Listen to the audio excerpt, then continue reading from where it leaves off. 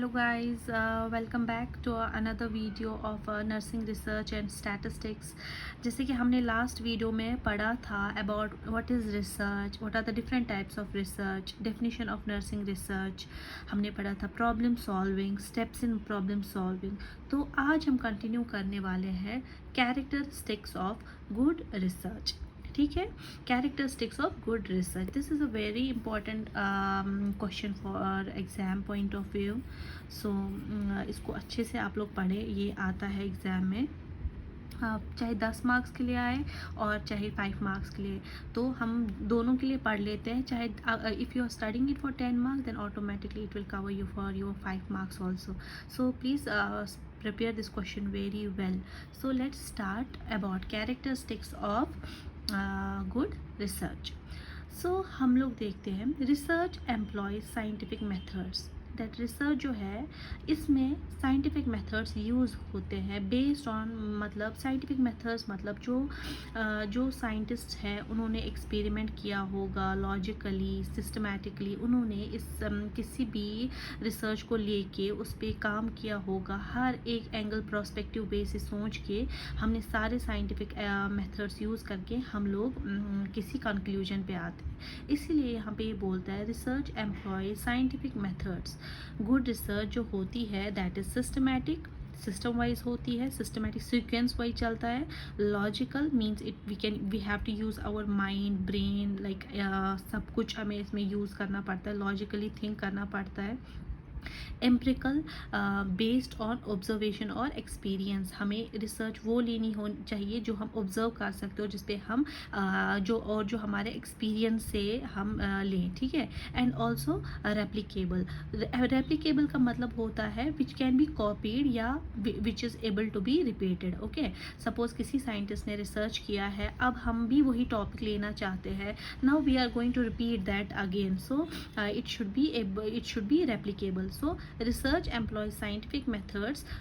Good research is systematic, logical, empirical and also replicable. However, one expects that a good research must satisfy the following criteria. ये कुछ introduction था good research के characteristics के बारे में. मगर जब हम गुड रिसर्च के कैरेक्टरिस्टिक्स की बात करते हैं then we need to follow this criteria. So the first one is it should be orderly and systematic process. Always जो भी रिसर्च हम लें, रिसर्च का टॉपिक हम लें, ये ऑर्डरली होना चाहिए. अगर हम कोई रिसर्च कर रहे हैं वो हमेशा हम लोग को ऑर्डर वाइज करना है. एंड सपोज हम लोग पहले प्रॉब्लम का ये बैकग्राउंड देखेंगे, फिर इंट्रोडक्शन देखेंगे, फिर डेफिनेशन देखेंगे. इसी तरह ये ऑर्डरली होना चाहिए. ठीक है. और सिस्टमैटिकली हमें इस पर जाना है. ऐसा नहीं कि फर्स्ट आप लोग ये सैम्पल लोगे फिर आप कंक्लूजन पे ड्रॉ करोगे. मतलब there are certain steps that we need to follow, right. So a research can only be considered good if it is conducted in an orderly and systematic way, because this is the most important criterion, means criteria for scientific research process. ठीक है. एक research तभी अच्छी हो सकती है जब ये ऑर्डर वाइज चले और सिस्टमैटिकली हो. ठीक है. तभी जाके एक रिसर्च को वैलिडिटी मिल जाती है. Next, it should be based on current professional issues. हम लोगों को रिसर्च करना है प्रेजेंट टॉपिक्स पे. जैसे कि लास्ट ईयर कोविड-19 पैंडमिक हुआ था, उस पर कितना सारा रिसर्च हुआ. Why it is happening, why what is the cause, it is cause by covid variant. नहीं कैसे हुआ.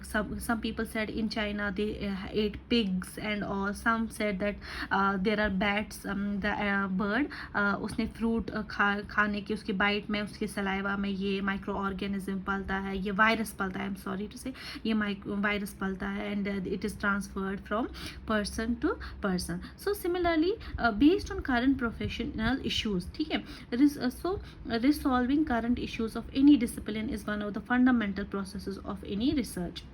सो जो करंट प्रोसेस मतलब करंट जैसे कि कोविड-19 था, इस पे रिसर्च करना मीन्स हम लोग इसमें पूरा एफर्ट डाल रहे हैं ताकि हमें कंक्लूजन मिले. How to prevent it, what is the reason, what was the cause, what can be done further to stop this covid.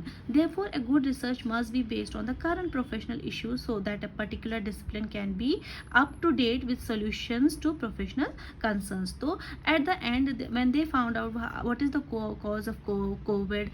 Then they started doing the vaccine. What is that vaccine? Like Covishield, Covaxin, so many vaccines were there. So after all the researches they have done on COVID-19, they came to know that ये ऐसे होता है, इस चीज़ से होता है और इसके लिए हम लोग एक वैक्सीन बनाएंगे. Then they gave trial about this vaccine. इन्होंने ट्रायल्स किए, thousands and millions and billions of trials हुए. ट्रायल्स के बाद उन्होंने मार्केट में ये वैक्सीन लाई. वैक्सीन लाने के बाद वो इशू हमारा क्या हो गया, सॉल्व हो गया. Then begin with clearly defined purpose. Our research should be like it by stating only it should serve the purpose. What is the purpose of our doing this research? A research can only be conducted in an effective manner if it is started with clearly defined purpose. In the absence of clarity about objectives, research may not yield very good result.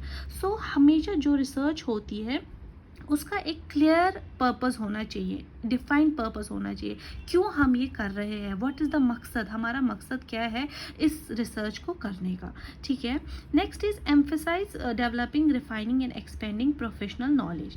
The main purpose of research is to develop new knowledge. हम इसका research करने से क्या होता है, हमें new knowledge develop होती है. हम लोग रिफाइन करते हैं, देखते हैं, छांटते हैं कि क्या है द एग्जिस्टिंग प्रोफेशनल नॉलेज.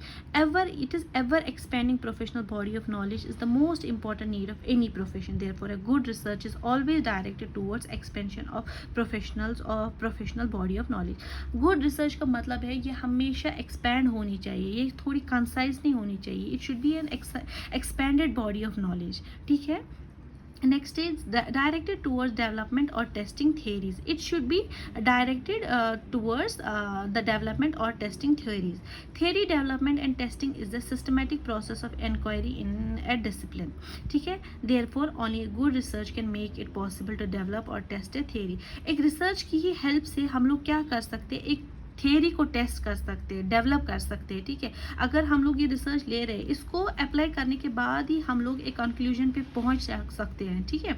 सो हम लोग टेस्ट करते हैं कि हाँ ये रिसर्च मैं करना चाहता हूँ इस पेशेंट्स में. सपोज इस पेशेंट को एपिसियोटमी हुआ है. Now I want to give him I want to give him sitz bath and I want to see how much how much it will be helpful for the patient to recover from this episiotomy wound. So हम लोग ये study करना चाहते हैं कि एक episiotomy wound पे seats bath कितना इफेक्टिव रहता है. सो हम लोग टेस्ट करते हैं अपनी थियरी को यहाँ पे. ठीक है. Next is finding solution of a problem. हमेशा रिसर्च जो होनी चाहिए that should be very helpful to find a solution. Research should not be that boring कि हम लोग करते ही जाए. It should go for years and years and years and years and at the end we will not get any solution. No, हम लोग को research ऐसा करना है कि हमें at the end उसका सोल्यूशन भी मिले, जो प्रॉब्लम हमने लिया है उसका हमें सोल्यूशन भी मिले. ठीक है. उसके बाद है dedicated to develop empirical evidence. Empirical evidence का मतलब होता है based on what is this, observation, जो हम देख सकते हैं. ठीक है. ऐसे नहीं कि थियोरिटिकल आप लोग बोलेंगे या लॉजिकली हम लोग बोलेंगे, नहीं. It should be always dedicated to empirical evidence. That means it should be based on observation and experience. ठीक है. Next is strive to collect first hand information data. Always we need to collect data directly from subjects. ठीक है. Directly patient से जाके ले लो information, कैसा आपको feel होता है, कैसा कितनी इम्प्रूवमेंट है. ऐसा नहीं कि सेकेंडरी सोर्स से आप लोग इसकी सपोज पेशेंट की मदर से, फादर से, उनके रिलेटिव से what is the improvement. No, directly go and collect the information from the subject. Okay. So that is called as your first hand information और data. Next is an objective and logical process. It should be always objective, goal oriented and logical process. Therefore, a good research emphasis on objective and logical research processes. Next is generate findings to refine and improve professional practices.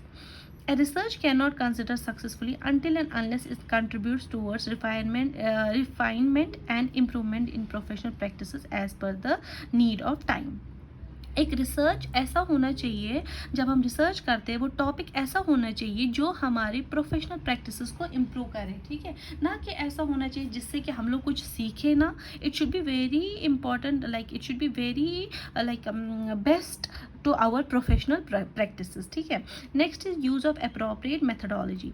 So it is very very important method कि हम लोग किस तरीके से अपना research conduct करते हैं, कौन सा मेथडोलॉजी इसमें सूट होगा, कौन सा डिज़ाइन इसमें सूट होगा. So methodology is very very important. Then sample is also very important कि हम लोग कौन सा सैम्पल ले रहे हैं. ठीक है. नेक्स्ट, क्योंकि सैम्पल ऐसा होना चाहिए जो आपको अवेलेबल हो, ईजी टू एक्सेस हो, जिससे आप डेटा कलेक्ट कर सकते हैं. ठीक है. Next is conduct through an appropriate use of methods and tools of data collection based on the nature of phenomena subjects under study. Methods and tools of data collection will be different, therefore only the most appropriate suitable methods of data collection can lead to successfully conducted research. For example, questionnaire cannot be used for illiterate subjects. So यहाँ पे इसका मतलब है कि जो हम research कर रहे हैं उसमें जो मेथड्स हम लोग यूज़ कर रहे हैं वो ऐसे होने चाहिए कि जो सूटेबल हो हर एक पर्सन के लिए. ठीक है. ऐसा नहीं है कि आप लोग एक इलिटरेट पर्सन को क्वेश्चंस दोगे एंड उसको बोलोगे आप इसका सॉल्व करो. How can he. सो ऐसे मेथड्स हमें यूज़ करने चाहिए डिपेंडिंग ऑन योर सैम्पल कि आप लोगों ने कैसा सैम्पल है, whether they are illiterate whatever problem is there. So वो सब चीज़ें दिमाग में रख के हमें अपना सैम्पल ये क्वेश्चंस टूल्स सिलेक्ट करना है. Next is use of valid and reliable data collection tools. वो टूल्स हमें यूज़ करने जो वैलिड हो, जो सच मतलब ट्रू हो, एंड रिलायबल हो मीन्स व्हाट. रिलायबल मीन्स जो कि हम लोग जिस पे हम रिलाई कर सकते हैं. ठीक है. So next is carefully recorded and reported. After research we need to record each and every thing. Okay.